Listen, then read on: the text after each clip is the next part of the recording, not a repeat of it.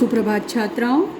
इस कोविड महामारी के चलते आज फिर एक लंबे अंतराल के पश्चात हम इस तकनीकी माध्यम से अध्ययन करने का प्रयास कर रहे हैं। तो स्नातकोत्तर उत्तरार्ध के तृतीय प्रश्न पत्र जो कि भाषा विज्ञान से संबंधित है का अध्ययन हम कर रहे थे और उसमें काफ़ी सारा पाठ्यक्रम हम पूर्ण कर चुके हैं। तो जो शेष रहा है उसका अध्ययन हम अब इसी माध्यम से करेंगे। तो आज हम हिंदी और उसकी बोलियां के संबंध में बातचीत करेंगे। तो सबसे पहले हम समझने का प्रयास करते हैं हिंदी शब्द का अर्थ क्या है, हिंदी शब्द से क्या तात्पर्य है, उसका क्या अर्थ है और उसका प्रयोग किस प्रकार से होता है, किस किस अर्थ में उसका प्रयोग होता है, किस किस रूप में उसका प्रयोग होता है। तो सबसे पहले हम हिंदी शब्द को जानने का, समझने का प्रयास करेंगे। हिंदी शब्द का संबंध संस्कृत शब्द सिंधु से माना जाता है। सिंधु नदी के आसपास जो प्रदेश था उसे सिंध प्रदेश कहा जाता था और उसके आसपास के प्रदेश को सिंधु कहा जाता था। तो हिंदी शब्द का संबंध संस्कृत शब्द है सिंधु, उससे है, और सिंधु सिंध नदी को कहते थे और इसी आधार पर उसके आसपास की भूमि को सिंधु कहा गया। यह सिंधु शब्द जब ईरानी में गया, सिंधु शब्द मूलतः संस्कृत का है। जो हिंदी शब्द जिससे विकसित हुआ है उसकी हम चर्चा कर रहे हैं। तो सिंधु शब्द मूलतः संस्कृत का है, लेकिन जब सिंधु शब्द ईरानी में जाता है तो ईरानी में जाकर के स का ह हुआ है और वहाँ सिंधु शब्द का हिंदू बनता है। स का ह और महाप्राण का अल्प प्राण, यानी सिंधु शब्द जो है, सिंधु शब्द का जो हम इस तरह से देखते हैं, सिंधु ये शब्द है, सिंधु शब्द में स का तो ह हुआ और ये ध जो महाप्राण ध्वनि थी वह अल्प प्राण हो गई। ठीक है, हम ध्वनियों के संबंध में इसके बारे में चर्चा कर चुके हैं, ध्वनियों का वर्गीकरण हम पढ़ चुके हैं। तो सिंधु शब्द इस प्रकार से ईरानी में जाकर के हिंदू शब्द बना और फिर वही हिंद हो गया और इसका अर्थ था सिंध प्रदेश। प्रारंभ में जो ये हिंद शब्द बना, जो सिंधु से बना है, इसका अर्थ सिंध प्रदेश था। बाद में ईरानी धीरे धीरे भारत के अधिक भागों से परिचित होते गए और इस शब्द के अर्थ में विस्तार हो गया। इस प्रकार हिंद शब्द धीरे धीरे पूरे भारत का वाचक हो गया। जो केवल सिंधु नदी के आसपास के प्रदेश के लिए या सिंध प्रदेश के लिए प्रयुक्त होता था, वह हिंद शब्द धीरे धीरे पूरे भारत का, पूरे प्रदेश का वाचक बन गया और हिंद में ईरानी का ईक प्रत्यय लगने से हिंदीक बना। जो हिंदी है, हिंद शब्द है, हिंद में ईरानी का ईक प्रत्यय लगा है, ईक, और हिंदीक बन गया उससे। तो हिंदी में, हिंद में ईरानी का ईक प्रत्यय लगने से हिंदीक बना।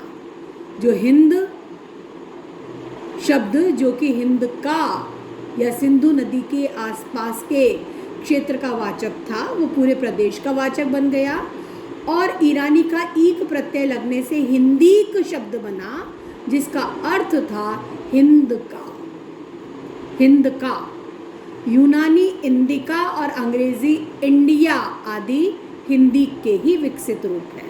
जो इंडिका और इंडिया शब्द है जिसका प्रयोग भारत के लिए किया जाता है, वह हिंदीक के विकसित रूप है, उसी से इंडिया बना है। हिंदी भी हिंदी का ही परिवर्तित रूप है और इसका भी अर्थ है हिंद का। जो हिंदीक शब्द है उसका अर्थ है हिंद का। इस प्रकार यह विशेषण है, हिंद का विशेषण के रूप में प्रयुक्त होता है, लेकिन भाषा के अर्थ में यह संज्ञा बन जाता है। भाषा का नाम है हिंदी।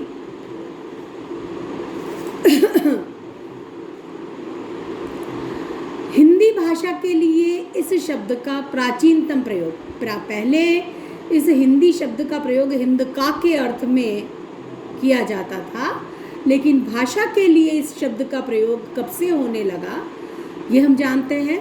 तो इस शब्द का प्राचीनतम प्रयोग भाषा के अर्थ में शरफुद्दीन यज़दी के ज़फ़रनामा जो 1424 ईस्वी में लिखा गया था में मिलता है।